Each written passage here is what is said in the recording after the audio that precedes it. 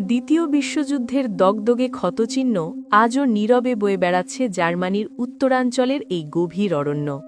ঘন গাছপালা আর নির্জনতার আড়ালে এখনও ছড়িয়ে ছিটিয়ে পড়ে আছে অসংখ্য যুদ্ধবিমান, ট্যাঙ্ক এবং সামরিক সরঞ্জামের ধ্বংসাবশেষ। যেন সময় এখানে থমকে গেছে। যে বিমানগুলো একসময় আকাশ কাঁপিয়ে যুদ্ধের গতিপথ নিয়ন্ত্রণ করত, আজ সেগুলো মরিচা ধরা লোহার স্তূপ হয়ে জঙ্গলের মাটিতে মিশে যাচ্ছে। এই অরণ্য শুধু গাছপালার নয়, এটি স্মৃতির ভার বহন করে। এখানে এখনও পড়ে আছে সেই সময়ের বিখ্যাত যুদ্ধবিমান মেসারশমিট ও জাঙ্কার্স, যেগুলো একসময় জার্মান বিমানবাহিনী লুফটওয়াফে এর গর্ব ছিল। আজ সেগুলো নীরব সাক্ষী হয়ে আছে ইতিহাসের এক ভয়াবহ অধ্যায়ের।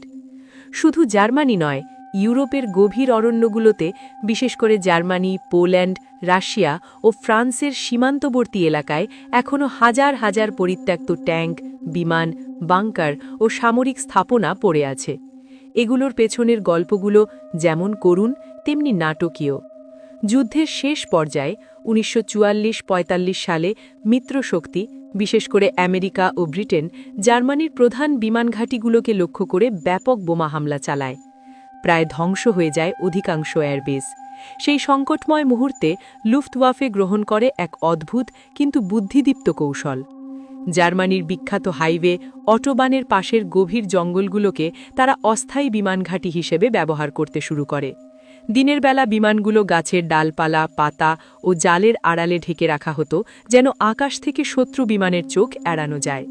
কিন্তু যুদ্ধ শেষ হবার পর পুরো ইউরোপ জুড়ে এমন ভয়াবহ ধ্বংসস্তূপ ছড়িয়ে পড়ে যে গভীর জঙ্গল থেকে এসব ভাঙা বিমান ও সরঞ্জাম উদ্ধার করার মতো সময়, অর্থ কিংবা মানসিক শক্তি কারোরই ছিল না।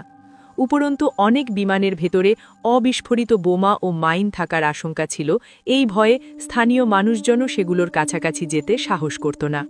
ফলে ধীরে ধীরে প্রকৃতি এগুলোকে নিজের করে নিয়েছে। লোহার গায়ে শ্যাওলা জন্মেছে, ডানার ফাঁকে গাছের শিকড় ঢুকে পড়েছে, আর নীরব জঙ্গলের মাঝে এসব ধ্বংসাবশেষ আজ ইতিহাসের জীবন্ত কবর হয়ে দাঁড়িয়ে আছে।